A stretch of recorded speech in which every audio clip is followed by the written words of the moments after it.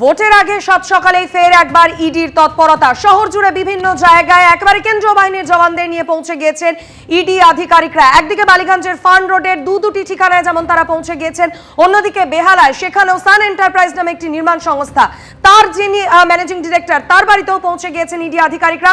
সমস্ত জায়গায় তল্লাশি অভিযান চলছে জিজ্ঞাসাবাদও। প্রতিটি জায়গার প্রতি আপডেট আপনাদের সামনে রাখবো। 3 জায়গা থেকে রয়েছেন আমাদের 3 প্রতিনিধি, ব্রতদীপ ভট্টাচার্য, প্রকাশ সিনহা এবং পার্থপ্রতিম ঘোষ। আমি শুরুতেই চলে যাব 3/2 ফান্ড রোড বালিগঞ্জের ঠিকানায়, যেখানে deputy police commissioner Shantanu Sinha বিশ্বাসের বাড়িতে এই মুহূর্তে তল্লাশি অভিযান চালাচ্ছেন ইডি আধিকারিকরা। ব্রতদীপ ভট্টাচার্য আমাদের সঙ্গে রয়েছেন, আরো বিস্তারিত জানাবেন। ব্রতদীপ, দেখো, আজকে সকাল ঠিক 5:45 নাগাদ 3/2 ফান্ড রোডে যে আবাসন, সেই আবাসন স্বস্তিক ফান্ড নামে এই আবাসনে ফ্ল্যাট রয়েছে শান্তনু সিনহা বিশ্বাসের। কলকাতা পুলিশের ডেপুটি কমিশনার, তিনি স্পেশাল ব্রাঞ্চের দায়িত্বে ছিলেন এবং এর আগে তিনি দীর্ঘদিন কালীঘাট থানার ওসির দায়িত্ব সামলেছেন। সেই শান্তনু সিনহা বিশ্বাসের বাড়িতেই আজকে 7 সকালে ইডি আধিকারিকরা এসে পৌঁছান এবং সেখানে এসে জিজ্ঞাসাবাদ এবং তল্লাশি অভিযান চালাচ্ছেন। আজকে 5:45 নাগাদ প্রথমে ইডির 6টি গাড়ি শান্তনু সিনহা বিশ্বাসের এই ফান্ড রোডের যে ফ্ল্যাট, সেই ফ্ল্যাটের সামনে এসে পৌঁছায় এবং তৎক্ষণাৎ কেন্দ্রীয় বাহিনীর জওয়ানরা এসে গোটা এই আবাসনটির দখল নিয়ে নেয়। আমি যেখানে রয়েছি সেটা এই আবাসনের মূল প্রবেশদ্বার এবং সেটিকে তালাবন্ধ করে দেওয়া হয়েছে এবং অপরদিকে এই আবাসনের পিছনে আরেকটি গেট রয়েছে, সেটিকেও তালাবন্ধ রাখা হয়েছে। গোটা এই আবাসন কেন্দ্রীয় বাহিনীর জওয়ানরা ঘিরে রেখেছেন। ভিতর থেকে কাউকে বাইরে আসতে দেওয়া হচ্ছে না এবং বাইরে থেকেও কাউকে ভিতরে যেতে দেওয়া হচ্ছে না। শান্তনু সিনহা বিশ্বাস, তার ফ্ল্যাট এই আবাসনের একতলায় রয়েছে এবং সেখানে গিয়েই ইডি আধিকারিকরা তারা জিজ্ঞাসাবাদ এবং তল্লাশি অভিযান চালাচ্ছেন। মূলত যে কারণে এখনও পর্যন্ত যা জানা যাচ্ছে ইডি সূত্রে, যে সোনা পাপ্পুর মামলায় তারা তদন্তে নেমে একাধিক নাম পেয়েছিলেন, যে সেই নামগুলির তদন্তে নেমেই এই শান্তনু সিনহা বিশ্বাস, তারও নাম পাওয়া যায় এবং সেই সূত্র ধরেই কিন্তু আজকে এই তল্লাশি এবং জিজ্ঞাসাবাদ তারা চালাচ্ছেন। এর আগেও শান্তনু সিনহা বিশ্বাসের নাম জড়িয়েছিল কয়লা পাচার মামলায়, তাকে তলব করেছিল ইডি দিল্লিতে এবং সে নিয়ে দীর্ঘদিন ধরে টানাপোড়েন চলে।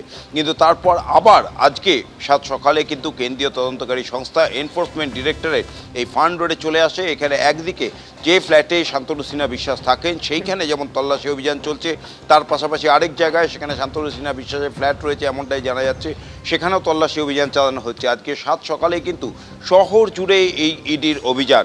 তুমি জানো যে কিছুক্ষণ আগেই বলছিলাম, একদিকে এর আগে কয়লা পাচার মামলাতে তাকে তলব করা হয়েছিল, তার কাছ থেকে সমস্ত নথিপত্র চাওয়া হয়। তারপর আজকে মূলত যেটা জানা যাচ্ছে যে সোনা পাপ্পুর মামলায় যখন ইডি এই মামলা তদন্তভার নেয় এবং তদন্তে নেমে তারা টাকা উদ্ধার করেছিল এবং একাধিক ব্যক্তির নাম পেয়েছিল, সেই নামের সূত্র ধরেই কিন্তু এই শান্তনু সিনহা বিশ্বাসের নামও পাওয়া যায় এবং সেই সূত্র ধরেই আজকে তার ফ্ল্যাট এবং যেখানে যেখানে তার ঠিকানা রয়েছে সেই সমস্ত জায়গায় তল্লাশি অভিযান চলছে।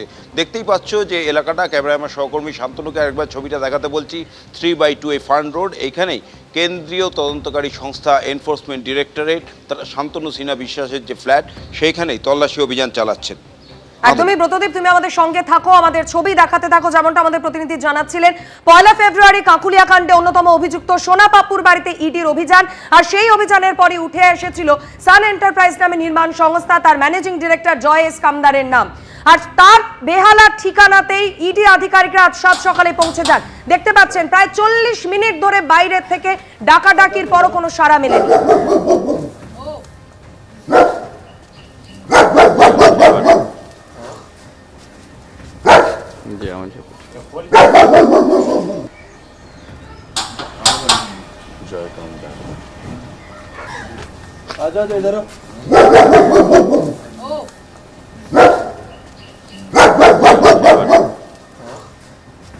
সরাসরি কথা বলে নেব, প্রতিনিধি পার্থপ্রতিম ঘোষ আমাদের সঙ্গে রয়েছেন। পার্থ, যে ছবি আমরা দেখতে পাচ্ছি, 40 মিনিট বাইরে দাঁড়িয়ে থাকতে হয়েছিল ইডি আধিকারিকদের, কখন তারপর গেট খোলা হলো? তল্লাশি অভিযান কি এই ঠিকানায় শুরু হয়েছে?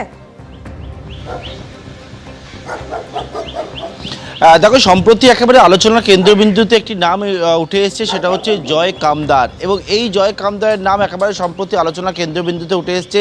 সেই জয় কামদারকে দুবার ইডি কিন্তু তলব করেছিল তার বাড়িতে। এই যে বাড়ি রয়েছে, সপ্তাহ কয়েক আগে এই বাড়িতে ইডি তল্লাশি অভিযানও আসে এবং আসার পরবর্তীকালে এই বাড়ি থেকে প্রায় 1,20,00,000 টাকার ওপর উদ্ধার পর্যন্ত হয়। এবং সেখানে আজকে আবারও ইডি এনফোর্সমেন্ট ডাইরেক্টরেটের আধিকারিকরা তারা এখানে এসে পৌঁছায়। এটা হচ্ছে বেহালা জ্যোতিষ রয় রোডের এই হচ্ছে বাড়ি, যে বাড়িতে ইডি আধিকারিকরা যখন আসেন এবং যে ছবি দেখালে দর্শকদেরকে, সেটি হচ্ছে যে ইডি আধিকারিকরা একেবারে কেন্দ্রীয় বাহিনীকে সঙ্গে নিয়ে যখন এই বাড়িতে আসে, গেটের সামনে বারবার ধরে ডাকাডাকি করে।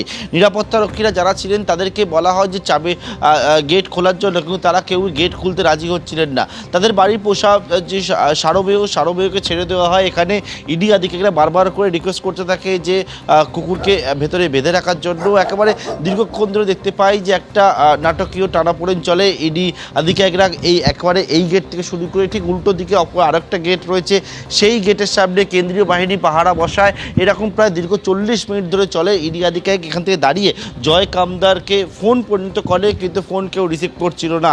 প্রায় 40 মিনিট ধরে গেট দীর্ঘক্ষণ ধরে ঠোকাঠুকি করার পর জয় কামদারের গেট খোলা হয় এবং খোলার পরে বর্তমানে ইডি আধিকারিকরা তারা কিন্তু প্রবেশ করেছেন এবং প্রবেশ করে তল্লাশি অভিযান, সেই তল্লাশি অভিযান করা হচ্ছে।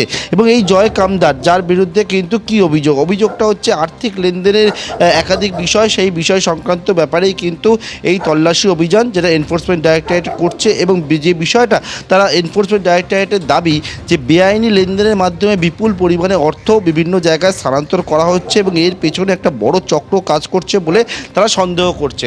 এবং সেইখান থেকে ভিত্তি করেই তুমি দেখেছো যে একাধিক জায়গায় তল্লাশি অভিযান হয়েছে।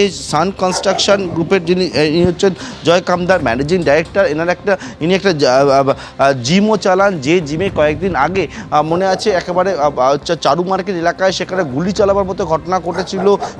সেইখান থেকে কিন্তু তার জিমের মধ্যে গুলি চলে, কলকাতা পুলিশ তদন্তের নামে। সেই তদন্তের পরবর্তীকালে সেখান থেকে তারপরে কিন্তু জয় কামদারের নাম বারবার নানা সময় চলে আসছিল।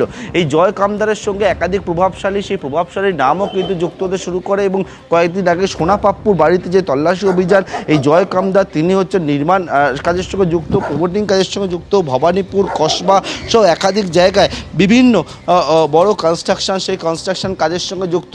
এবং সেক্ষেত্রে কিন্তু ইডির দাবি, তারা সন্দেহ করছেন যে একাধিক জায়গায় যে আর্থিক লেনদেন, সেই আর্থিক লেনদেনে বেআইনি আর্থিক লেনদেন। এবং সেক্ষেত্রে মনে করে যে পিএমএলএ অ্যাক্টে তার বিরুদ্ধে মামলাও হয়।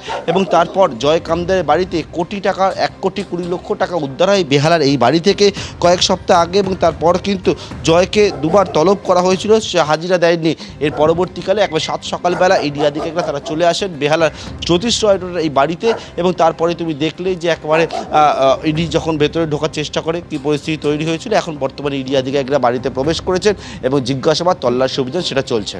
একদমই পার্থপ্রতিম, তুমি আমাদের সঙ্গে থাকো, এই ছবি আমাদের দেখাতে থাকো। অন্যদিকে আরো একবার আপনাদের নিয়ে যাব বালিগঞ্জের ফান রোডে শান্তনু সিনহা বিশ্বাসের আরেকটি ঠিকানাতেও ইডি আধিকারিকরা 7 সকালেই পৌঁছে গিয়েছেন। প্রকাশ সিনহা আমাদের প্রতিনিধি সরাসরি আমাদের সঙ্গে রয়েছেন। প্রকাশ, এই ঠিকানায় কতক্ষণ ধরে তল্লাশি অভিযান চলছে? জিজ্ঞাসাবাদও কি শুরু হয়েছে?